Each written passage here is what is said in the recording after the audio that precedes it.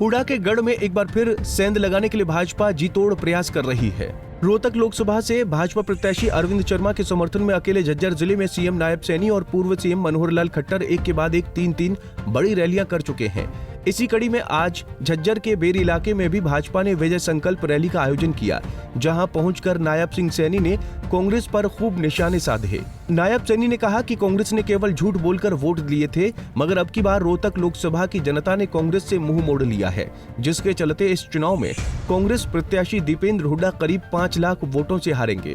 कांग्रेस के लोग लगातार झूठ बोल करके वोट लेते रहे हैं और कोई छोटा समय नहीं, लंबे समय तक उन्होंने झूठ बोल करके लोगों को गुमराह किया है। परंतु अब लोग उनके उस बातों को जान चुके हैं। उनके पास विकास का मुद्दा नहीं है, विकास का एजेंडा नहीं है। एक कहावत है कि एक व्यक्ति गली में आवाज लगा रहा था कि 100 रुपये में जीवन भर बैठ करके खाइए।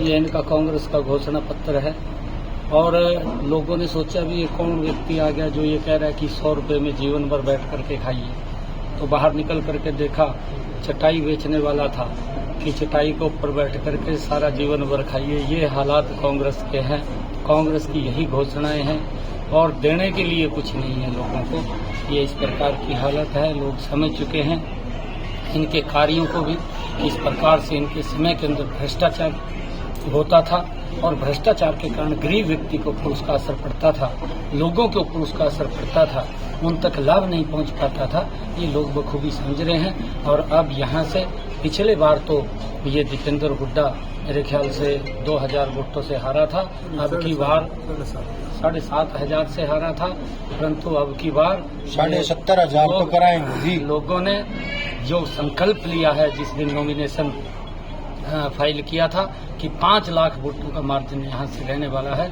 एक तरफा वोट लोग डॉक्टर अरविंद शर्मा जी कमल के फूल को देंगे, नरेंद्र मोदी जी को तीसरी बार प्रधानमंत्री बनाएंगे। इनके अंदर डर है और डर तो इसी बात का है क्योंकि इन्होंने कुछ किया नहीं, घोटाले किए हैं, भ्रष्टाचार किया है, लोगों को लाइन में खड़ा किया है, नौकरियां बिकी हैं। इतना भ्रष्टाचार इनके समय के अंदर हुआ है, लोग उस बात को समझ रहे हैं, देख रहे हैं और हर व्यक्ति का उपहास उड़ाना। नरेंद्र मोदी जी ने जितनी योजना लेकर के उसका उपहास उड़ाया और अब इनको इतनी बड़ी हार यहाँ से मिलेगी, ये कल्पना भी नहीं कर पाई। बता दें कि 2019 के लोकसभा चुनाव में रोहतक सीट पर कांग्रेस के दीपेंद्र हुड्डा और भाजपा प्रत्याशी अरविंद शर्मा के बीच कड़ा मुकाबला हुआ था, जिसमें 7,500 वोटों के अंतर से दीपेंद्र हुड्डा चुनाव हार गए थे। अब की बार फिर से इन्हीं दोनों नेताओं के बीच रोहतक लोकसभा सीट पर चुनावी दंगल है, जिसको लेकर दोनों पार्टियों ने कमर कस ली है। अब देखना होगा कि नायब सैनी के दीपेंद्र हुड्डा को 5 लाख वोटों से हराने के दावे में कितना दम है। झज्जर से दिनेश मेहरा, पंजाब केसरी टीवी। हमसे जुड़े रहने के लिए हमारे YouTube चैनल को सब्सक्राइब करें और नई वीडियो की नोटिफिकेशन के लिए बेल आइकॉन को दबाएं। अगर आप ये वीडियो Facebook पर देख रहे हैं तो लाइक जरूर करें और ज्यादा से ज्यादा शेयर करें। धन्यवाद।